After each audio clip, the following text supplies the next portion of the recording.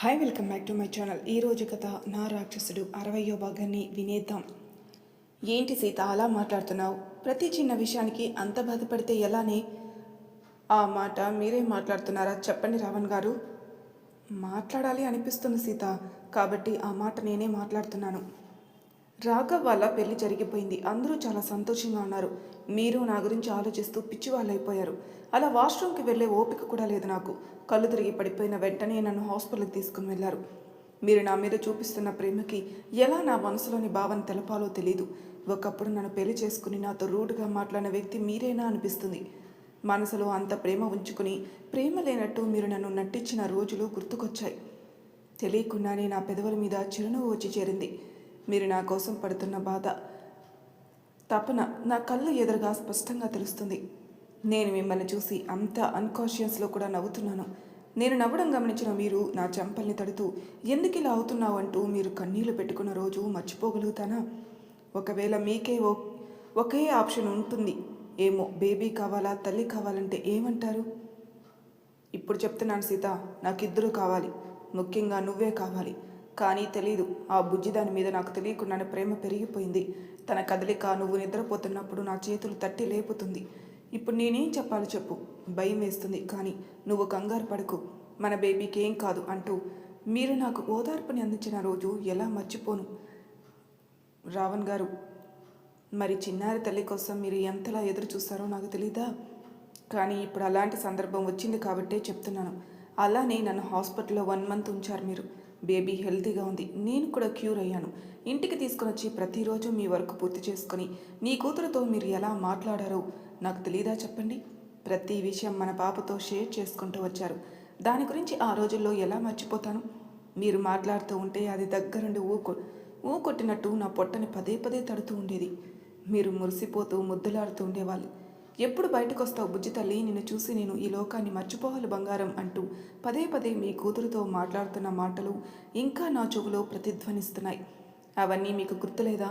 గుర్తు రావడం లేదా రావణ్ గారు అని సీత అడిగిన మాటలకి మౌనమే సమాధానంగా సీత వైపు అలాగే చూస్తూ ఉంటాడు రావణ్. కనీసం తల్లిదండ్రులుగా మనం ఎలా ఉన్నా, ఏం చేస్తున్నా, టైంకి తింటున్నామా లేదా అని పలకరించడానికి తన పలుకు కూడా దూరమైంది. నెలలు నిండే కొద్దీ తన కోసం మీరు పడిన బాధ, ఎప్పుడిప్పుడు ఈ భూమి మీదకి వస్తుందా అని మీరు పడిన ఆరాటం నన్ను ఒక్క చిన్న పాపలా చూసుకునేవాళ్ళు. ఎక్కడికి కావాలంటే అక్కడికి తీసుకుని వెళ్ళి లాలిస్తూ నేనే చిన్నపిల్లని అయిపోయానేమో అనిపించింది. నీ ప్రేమకి నేను బానిసనైపోయానని చెప్పాలి. 9th మంత్ వచ్చింది. శ్రీమంతం అందరూ చెప్పుకునేలా చాలా గ్రాండ్గా చేశారు. అదే శ్రీమంతం రోజు భూమి కూడా కన్సీవ్ అయింది అని మీకు తెలుస్తుంది. అప్పుడు మీ కూతురు ఆ సంతోషాన్ని ఇచ్చిందని అందరి ముందు మీ కూతురు గురించి గొప్పగా చెప్పుకున్నారు కదా. అసలు నా కడుపులో ఉన్నది అబ్బాయో అమ్మాయో తెలియకముందే అమ్మాయి అని ఫిక్స్ అయిపోయారు. కూతురుగా అందరికీ ప్రకటించేశారు.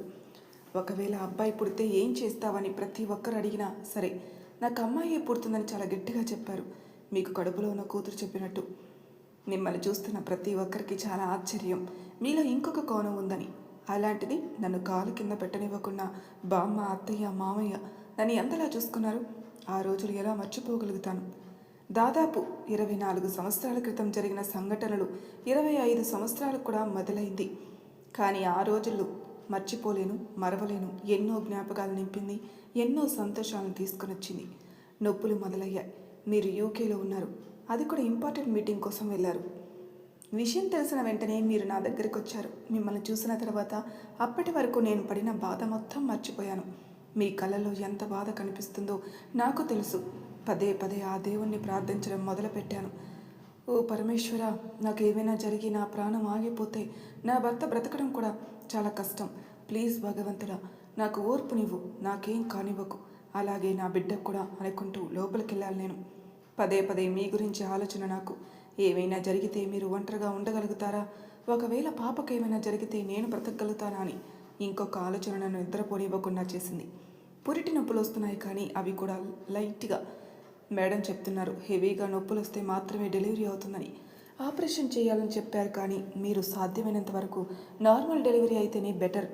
లేకుంటే ఫ్యూచర్లో తన హెల్త్ పరంగా వీక్ కాబట్టి ఇంకా ఏమైనా ప్రాబ్లమ్స్ వచ్చే ఛాన్సెస్ ఉన్నాయి. ప్లీజ్ ప్రయత్నించండి మేడం, తప్పకుండా తనకి నార్మల్ డెలివరీ అవుతుంది అనే నమ్మకం ఉంది నాకంటూ మీరు ఆ రోజు డాక్టర్ని రిక్వెస్ట్ చేయడం, వాళ్ళు కూడా వాళ్ళ ప్రయత్నాలు మొదలుపెట్టడం ఒక ఇంజెక్షన్ వేశారు నొప్పులు రావడం కోసం. But no use. మళ్ళీ ప్రయత్నించారు. ఈసారి రాకుంటే ఆపరేషన్ చేయాలని ఖరాఖండిగా చెప్పేశారు. కానీ ఆ పరమేశ్వరుడు చూశాడు అనుకుంటా. ఆయన అనుగ్రహతతో నొప్పులు మొదలయ్యాయి. అవి నొప్పులు పుడుతూ ఎన్నో బాధ అనుభవిస్తూ కొట్టమిట్టాడుతున్న నాకు టెన్షన్తో నా వైపే చూస్తున్న మీ కళ్ళు ఆ బాధను మర్చిపోయేలా చేశారు. పుష్ అంటూ డాక్టర్లు అరుస్తున్నా సరే ఏదో తెలియని భయం, కంగారు అన్నీ కలగలిపి ఆ భయాన్ని పక్కకి తోలి ఆ దేవుడి అనుగ్రహంతో ఒక చిన్నారి పాపాయి ఏడుస్తూ బయటకొచ్చింది. అప్పటి వరకు నేను పడిన బాధ, 9 నెలలు నేను అనుభవించిన నరకం మొత్తం మర్చిపోయి ఆ చిన్న బిడ్డని ఎప్పుడెప్పుడు చూసుకుంటానా అని నా మనసు పరితపించిపోయింది. అప్పుడే కంగ్రాచులేషన్స్, నీకు పాప పుట్టింది అని డాక్టర్ చెప్పిన మాటలు విన్న తర్వాత నా సంతోషం మాటల్లో వర్ణించలేనిది. పాపని చేతుల్లోకి తీసుకొని మీరు పడ్డ సంతోషం మీ కళ్ళల్లో స్పష్టంగా కనిపిస్తూ ఉంటే తెలియకుండానే నా కళ్ళు చెమ్మగిల్లాయి. అలాంటి రోజులు మరువగలనా? అలాంటిది గుండెల మీద పెట్టుకుని పెంచిన బిడ్డ కళ్ళ ముందే కష్టాలు అనుభవిస్తూ ఉంటే చూస్తూ మౌనంగా ఉండిపోయాం. ఏం చేయాలి, దీనికి పరిష్కారం లేదా అనుకుంటూ బాధపడుతూ ఉంటుంది సీత. తన వైపు అలాగే చూస్తూ ఉంటాడు రావణ్. బాధపడుతూ ఉంటుంది సీత. గతంలోకి వెళ్తాడు రావణ్. సీతకి నొప్పులు వస్తున్నాయంటే తన ప్రాణం పోతుంది. సీత పడే బాధ దగ్గరుండి రావణ్ చూస్తున్నాడు. తను ఎంత నరకం అనుభవిస్తుందో రావణ్ కూడా అదే నరకం అనుభవిస్తున్నాడు. ఒక బిడ్డకి జన్మనిచ్చేటప్పుడు పూర్తిగా తను కూడా పునర్జన్మను తీసుకున్నట్టే అంత కష్టపడాలి. కన్నీటితో సీత వైపే చూస్తూ ఉంటాడు రావణ్. సీత తనని గమనించట్లేదు. తను పడే బాధ తనకు మాత్రమే తెలుసు కాబట్టి దగ్గరగా వెళ్ళి సీత చేయి పట్టుకొని పొట్ట మీద చేయి వేసి నిమురుతూ, నువ్వు 2 నిమిషాలు కష్టపడ్డావంటే మన పాప బయటకు వచ్చేస్తుంది సీత, ప్లీజ్ ఆలోచించు అంటూ సీతతో చెప్తూ ఉంటాడు రావణ్. తన వల్ల కావట్లేదు, ఎంత ప్రయత్నించినా సరే డాక్టర్స్ మౌనంగా ఉంటారు. రావణ్ అతని సపోర్ట్ అందిస్తూ ఉంటాడు. అలా కాసేపు కష్టపడిన తర్వాత సీతకి డెలివరీ అవుతుంది. ఒక చిన్న ప్రాణం బయటకు వస్తుంది. బయటకు వచ్చిన తర్వాత రావణ్ తన పాప దగ్గరికి వెళ్తాడు. మొదటగా పాపను తన చేతికి అందిస్తారు. ఆ బిడ్డను చూసిన తర్వాత చాలా సంతోషిస్తాడు రావణ్. తన సంతోషాన్ని మాటల్లో చెప్పలేకపోతాడు. అప్పుడే డాక్టర్ తనకు కూడా చెప్తుంది, మీకు పాప పుట్టిందని. సంతోషిస్తున్న సమయాన పాపను తీసుకుని వచ్చి సీతకి చూపిస్తాడు. పాపని చూసి చాలా సంతోషిస్తుంది. అప్పటి వరకు తన పడిన బాధ మొత్తం మర్చిపోతుంది. సీత చూసిన తర్వాత పాపని బయటికి తీసుకుని వెళ్ళి వాళ్ళ కుటుంబానికి చూపిస్తుంటాడు. అదే సందర్భంలో భూమి కూడా కళ్ళు తిరిగి పడిపోతుంది. వెంటనే అక్కడున్న డాక్టర్స్ తన పల్స్ చెక్ చేసి షీఈస్ ప్రెగ్నెంట్ అని చెప్పాడు. అప్పుడు ఇంకా సంతోషం ఎక్కువ అయిపోతుంది. వాళ్ళకి రావణ్ కూతురు పుట్టిన వేళ విశేషం. అసలు ప్రెగ్నెంట్ అవుతుందో లేదో తెలియని ఒక అమ్మాయి ప్రెగ్నెంట్ అయింది. దానికి కారణం ఆ చిన్న పాప అని అందరూ అనుకుంటారు. మహాలక్ష్మి ఇంట్లోకి నడిచి వచ్చింది. ఎన్నో సంతోషాలు తీసుకురాబోతుందని మనసులో అనుకుంటాడు తను. అలా సీతని 3 days హాస్పిటల్లో ఉండిన తర్వాత డిశ్చార్జ్ చేసి ఇంటికి తీసుకెళ్తారు. వాళ్ళ కోసమే ఎదురుచూస్తున్న కౌశిక్ వాళ్ళంతా అందంగా ముస్తాబ్ చేస్తారు. ఇంటిని పూలతో తనకి స్వాగతం పలుకుతారు. అలా నవ్వుతూ పాపను తీసుకుని వస్తారు. గుమ్మం దగ్గర వాళ్ళని ఆపి వాళ్ళకి దిష్టి తీసిన తర్వాత లోపలికి తీసుకెళ్తారు. సీతకి పైకి ఎక్కడానికి కష్టంగా ఉంటుందని సీత కోసం కింద గది ఏర్పాటు చేస్తారు. ఇబ్బందిగా ఉంది సీతకి, అది తెలుసు కాబట్టి తనని తీసుకెళ్లి పడుకోబెడతాడు రావణ్. అదేంటి, ఇంటికొచ్చిన వాళ్ళని కనీసం పలకరించకుండా ఇలా తీసుకొని వచ్చారు? అందరికీ నీ బాధ తెలుసు కాబట్టి నువ్వు ఎక్కువసేపు కూర్చోకూడదు, రెస్ట్ తీసుకో అని తను చెప్తాడు. సీత అలా పడుకుంటుంది. పాపని అందరూ ఆడిస్తూ ఉంటారు. చిన్నారి తల్లి వాళ్ళ అమ్మకి డిస్టర్బెన్స్ కలగకుండా రాత్రి శుభ్రంగా నిద్రపోతుంది. పొద్దున్నే మాత్రం ఏడుస్తూ అల్లరి చేస్తూ ఆడుకుంటూ ఉంటుంది. అమాయకంగా చూస్తుంది వాళ్ళ వైపు. అలాగే చూస్తూ ఉంటుంది చిట్టి తల్లి. తనని ఆడిస్తూ ఉంటారు అందరూ. నాకు తెలిసి ఇది చాలా తెలివైంది అవుతుంది. ఇప్పుడే అర్థం చేసుకుంది చూడు, పగలు నిద్రపోకుండా రాత్రి పడుకుంటూ. హలో సార్, ఇప్పుడే తెలియదు, మనకి పోను పోను కదా నిజస్వరూపం బయటకు వస్తుంది.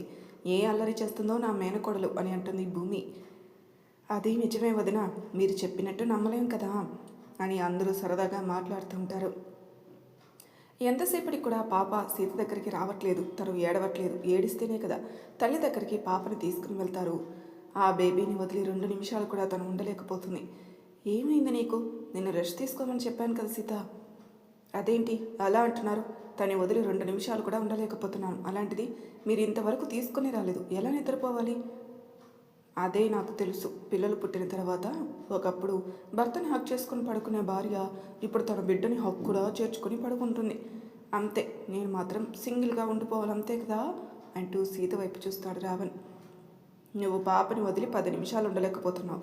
భర్తను వదిలేసి ఏడాది ఉండమన్నా ఉంటావు అంతే కదా అంటూ తన కళ్ళలో కళ్ళు పెట్టి చూస్తూ అడుగుతాడు. చిరుకోపంగా తన్ని గట్టిగా గిల్లుతుంది సీత. రాక్షసి అయిపోయావే నువ్వు, నా ఫ్యూచర్ నాకు కనిపిస్తుంది. అవునా? మొదటిగా నాకు రెస్పెక్ట్ ఇస్తావు, నన్ను ప్రేమగా చూసుకుంటాను అనుకున్నావు, కానీ నేను సెకండ్కి వచ్చేసాను. మొదటి స్థానానికి ఇంకెవరో వచ్చారు కదా. చెప్పు, మాటలు రావట్లేదు, మాట్లాడితే కదా నాకు అర్థమవుతుంది. ఏమో నాకు తెలీదు. అదేంటిది ఏమో నాకు తెలీదా, ఇలా కూడా చెప్తారా? అంటే ఫస్ట్ ప్రిఫరెన్స్ నాకు కాదనే కదా సీత. మీరు పిచ్చి పిచ్చిగా మాట్లాడకండి. అంతేలే, నిజాలు మాట్లాడితే ఇలాగే ఉంటుంది. నన్ను పిచ్చివాడిని చేస్తావు, పోను పోను నన్ను పక్కన పడేస్తావు. అలాగే పక్కన పెట్టు, సెకండ్ సెటప్ పెట్టేస్తాను, అప్పుడు ఇంకా ప్రశాంతంగా ఉండొచ్చు అంటాడు. ఏంటి? అవునా? నిజమా? ఓకే. ఏంటి అలా అంటున్నావు? నీతో ఏం చెప్పానో తెలుస్తుందా? భారీగా నువ్వేం చేయాలో కూడా తెలుసా? అవునా? నిజమా రావణ్ గారు? అంటే నా మీద నీకు అంత నమ్మకం ఉందా? ఒకవేళ పొరపాటున అలా చేస్తే ఏం చేస్తావే? సందర్భం వచ్చినప్పుడు తప్పకుండా చెప్తాను, కానీ ఇప్పుడు కాదు రావణ్జీ అంటూ వాళ్ళిద్దరూ మాట్లాడుతూ ఉండగా పాప ఏడుపు వినిపించడంతో శ్వేత పాపను తీసుకొచ్చి వాళ్ళకి అందిస్తుంది. ఇప్పుడు ఎలా ఉంది వదిన? ముందు నేను పట్టించుకోకుండా పాపను చూస్తున్నాను, ఏమనుకోక వదిన అని అంటుంది. పర్వాలేదు శ్వేత, ఏమో తెలియదు వదిన, పాపను వదిలి ఉండాలంటే కష్టంగా అనిపిస్తుంది. 2 నిమిషాలు తనతో ఆడుకుంటే చాలు, చాలా ఆడుకుంటూ ఉండాలి అంటూ అనిపిస్తుంది మనసుకి. కాబట్టి త్వరగా నువ్వు కూడా ప్లాన్ చేస్తే బాగుంటుందేమో, అంతే కదా అన్నయ్య? అంతే అంటూ వస్తాడు కౌశిక్. సిగ్గు లేకపోతే సరే పదండి, తన పాపకి ఫీడింగ్ ఇస్తుంది అని చెప్పడంతో వాళ్ళిద్దరూ బయటికి వెళ్ళిపోతారు. ఏంటి, మీకు కూడా సపరేట్గా చెప్పాలా రావణ్ గారు? అదేంటిదే, అది నన్ను బయటికి పొమ్మని చెప్తున్నావా? నేనుంటే ఇవ్వడానికి ఏమిటికి నీ ప్రాబ్లం? తను నా కూతురు. మీ కూతురే బాబు, కాదనడం లేదు. పిల్లలకి దిష్టి తగులుతుంది పాలు తాగేటప్పుడు ఎవరైనా చూస్తే. ఏంటి అర్థం కాలేదా? తెలుగులోనే కదా చెప్పాను. ఎవరైనా పిల్లలు ఫీడింగ్ చేస్తున్నప్పుడు ఎదుటి వాళ్ళ పిల్లల్ని చూస్తే వాళ్ళకి దిష్టి తగులుతుందట. నేను తనకి బాబునే. మీరు బాబే కావచ్చు, కానీ తను ఎదిగే వరకు కళ్ళు మూసుకొని ఉండాలి. సరే, నేను బయటికి వెళ్ళను, కళ్ళు మూసుకొని ఇక్కడే ఉంటాను.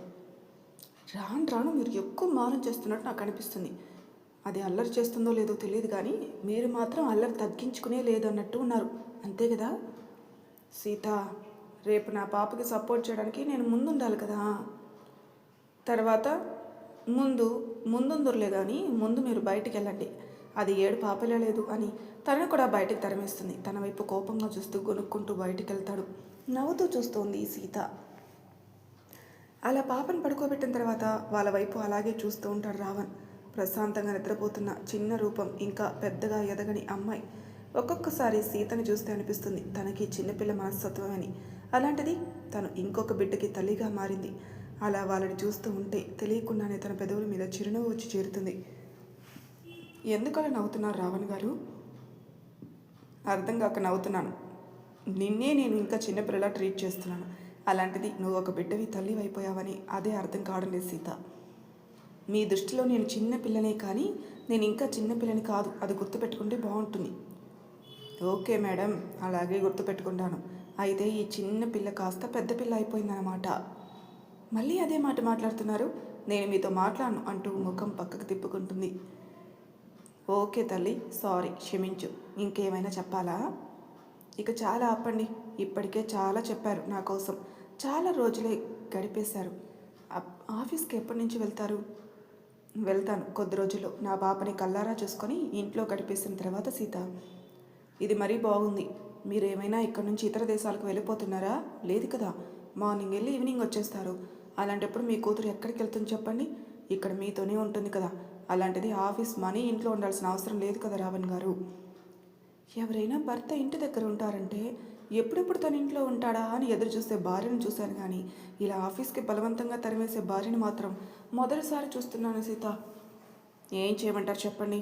ఇప్పటికే మిమ్మల్ని చూసి చూసి బోర్ కొడుతుంది. ఇంకా మిమ్మల్ని ఎదురుగా ఉంచుకొని చూడాలంటే నా వల్ల కాదు బాబు. రాక్షసి అంటూ తనని గట్టిగా గిల్లుతాడు. తను అలా గిల్లడం చూసి ముద్దుగా నవ్వుతుంది సీత. అలా తన నవ్వుని చూస్తూ ఉండిపోతాడు రావణ్. తెలియకుండానే తన పెదవుల మీద చిరుముద్దు ఇస్తాడు. అలా ఆ ముద్దుతో వదిలిపెట్టకుండా తన మెడవంపుల్లో ముద్దు పెట్టడం మొదలు పెడతాడు. నీకు దూరంగా ఉన్నట్టు అనిపించడం లేదు సీత, ఎందుకో తెలియడం లేదు. అవునా, ఇంత దగ్గరగా ఉన్న తర్వాత కూడా దూరంగా ఉన్నట్టు ఎలా అనిపిస్తుంది? అది నీకు అర్థం కాదులేవే. ఒక్కటి గుర్తుపెట్టుకోండి, మీరు నా గుండెల్లో ఉన్నంత వరకు మీరు నాకు దూరంగా ఉండరు, ఇక్కడే ఉంటారు. నీకు ఇంకా అర్థం కాలేదా అంటూ కన్ను కొడతాడు. అంటే ఏంటి మీ ఉద్దేశం? ఇప్పుడే డెలివరీ అయింది, కాస్తైనా బుద్ధుండాలి మాట్లాడడానికి. రోజు రోజుకి మీ అల్లరి ఎక్కువైపోతుంది, జరగండి దూరంగా అంటూ తనని పక్కకు తోస్తుంది. నవ్వుకుంటూ వెళ్ళిపోతాడు రావణ్. అల్లరి ఎక్కువైపోతుంది రోజు రోజుకి మీ నాన్నగారికి. చిన్న పిల్లాడు అనుకుంటున్నాడు, ఒక బేబీకి తండ్రిగా ట్రీట్ చేయట్లేదు అనుకుంటూ తన పాపతో మాట్లాడుతుంది. అలా రోజులు గడిచిపోతాయి. 11 డేస్ తర్వాత పాపకి స్నానం చేయించాలి. అలాగే తన ఉయ్యాల్లో వేసే ఫంక్షన్ కూడా ఆ రోజే పెట్టుకున్నారు కాబట్టి అందరినీ ఇన్వైట్ చేశారు. విద్య కూడా తన ఫ్యామిలీతో వస్తుంది. ఇంటి నిండా బంధువులతో నిండిపోతుంది. ఓన్లీ ఆకలేస్తే మాత్రమే తల్లి దగ్గరికి వస్తున్న పాప మిగిలిన సమయాల్లో తనని పడుకోబెట్టకుండా ఒళ్ళో పడుకోబెట్టుకొని మరీ ఆడిస్తున్న అత్తలు మామయ్యలు ఉన్నారు కాబట్టి తన గురించి ఆలోచించాల్సిన అవసరం లేదు అనుకుంటూ రావణ్ సీతతో చెప్తూ ఉంటాడు. ఏమైంది అంత ముభావంగా ఉన్నావు సీత? ఎవరైనా తన కూతురు తల్లి దగ్గర మాత్రమే ఉండాలనుకుంటుంది, కానీ మీ కూతురు మీలాగే అందరితో పాటు అందరిలో కలిసిపోవాలనుకుంటుంది, నన్ను పక్కన పెట్టేస్తుంది. అంతే కదా. అయ్యో, మరీ ఇంత ప్రేమ ఉండకూడదు. ఇంటికి వచ్చిన పిల్లలు అందరూ తనని ఆప్యాయంగా చూసుకోవాలి కదా. ఏడవకు తల్లి, నీ కూతురు నీ దగ్గరకు వచ్చేస్తుంది. ఈవినింగ్ వరకు ఓపిక పట్టు. అంతగా నువ్వు పాలు పట్టించాలంటే చెప్పు, నేను రెడీ అని నవ్వుతూ తన వైపు చూసి కన్ను కొడతాడు రావణ్. సిక్కు లేకపోతే సరి అంటూ తను కొట్టడానికి తన వెనక పరిగెడుతుంది సీత. అలా పరిగెడుతున్న క్రమంలో అనుకోకుండా తన కొంగు పట్టుకుని లాగడంతో పిన్ను కాస్త ఊడిపోతుంది. తన పవిట కొంగు జారిపోతుంది. అలా ఊరిస్తున్న తన యథ సంపదను చూసి కళ్ళు పక్కకు తిప్పుకోకుండా అలాగే తన వైపు చూస్తూ ఉంటాడు. తనని గమనించిన సీత వెంటనే తన చేతులు అడ్డు పెడుతుంది. ఒక్కొక్క అడుగు తన వైపే వేస్తూ తనకి దగ్గరగా వస్తూ ఉంటాడు తను. ఇప్పటికే చాలా ఆలస్యమైంది, మర్యాదగా కిందికి వెళ్ళండి. వెళ్తాను, నువ్వు కూడా వస్తే కిందికి వెళ్దాం. నేను మాత్రమే వెళితే అందరూ నీ గురించి అడుగుతారు కదా. ఇప్పుడు మీరు చేసిన దానికి నేను మళ్ళీ శారీ కట్టుకొని రావాలి. అంత కష్టపడ్డం ఎందుకు సీత, నేనున్నాను కదా. చూసారా, పిన్ను లాగడంతో బ్లౌజే చిరిగిపోయింది. పర్వాలేదు, ఇంకొకసారి నీకు కష్టం లేకుండా నేను చీర కడతాను. ఏంటి, మీ ఆడవాళ్ళు గంటలు గంటలు తరబడి రెడీ అవుతారు కదా. నిన్ను 5 మినిట్స్లో నేను రెడీ చేస్తాను. పందెమా? నిజంగానా? సరే అయితే ఇదిగోండి శారీ, 5 మినిట్స్లో నన్ను రెడీ చేయండి. నువ్వు ముందు చిన్నపిల్లలా మారిపోవాలి కదా, అదే తగ్గించుకోమని చెప్తున్నాను అంటూ పక్కకు తిరిగి బ్లౌజ్ మార్చుకుంటుంది.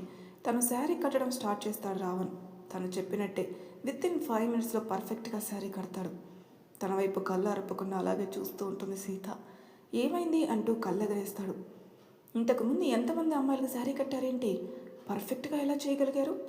రోజు కట్టుకునే ఆడవాళ్ళకే కట్టుకోవడం కష్టంగా మారింది, అలాంటిది మీరు ఇంత త్వరగా కట్టడం చూస్తే అర్థమవుతుంది. ఎంతమందికి శారీ కట్టడం ట్రై చేశారు, వెంటనే కట్టేశారు? అంటే రోజు కట్టుకోవడం చూస్తూనే ఉన్నాను కదా. అంటే రోజు నిద్రపోతున్నా నటిస్తూ నేను చీర కట్టుకోవడం చూస్తూ ఉన్నారనమాట. అంటే నాకు సైట్ కొడుతున్నారా? అవును, కట్టుకున్న భార్యకి సైట్ కొడుతున్నాను, తెలీదా నీకు అంటూ నవ్వుతూ తనని చుట్టుకుపోతాడు రావణ్. మెల్లగా తన చెక్కిళ్ళ మీద చుమ్మిస్తాడు. అయ్యో బాబోయ్, ఇక్కడ రొమాన్స్ చూడలేకపోతున్నాను. కింద అందరూ మీకోసం ఎదురు చూస్తున్నారు, మీరు మాత్రం బయటికి రావడం లేదు ఏంటి అంటూ కౌశిక్ మాట్లాడిన మాటలకి దూరంగా వెళ్ళిపోతుంది సీత. వీడికి ఎప్పుడు రావాలో తెలియదు, ఇలా వచ్చి డిస్టర్బ్ చేస్తాడు అనుకుంటూ తిట్టుకుంటూ వెళ్తాడు రావణ్. సీత నవ్వుకుంటూ కిందికి వెళ్తుంది. అలా అందరూ వస్తున్న సమయంలో బయటికి వెళ్ళిన తర్వాత ఒక బొకే కనిపిస్తుంది. అది కూడా చాలా పెద్ద బొకే. దాన్ని చూసి కాస్త ఆశ్చర్యపోతాడు రావణ్. అందరూ అక్కడికి వచ్చారు, మరి బొకే తీసుకుని వచ్చిన మెంబర్ ఎవరు అర్థం కావడం లేదు. తనకి ఆ బొకే వైపు అలాగే చూస్తూ ఉండిపోతాడు. అందులో ఒక లెటర్ కూడా కనిపిస్తుంది.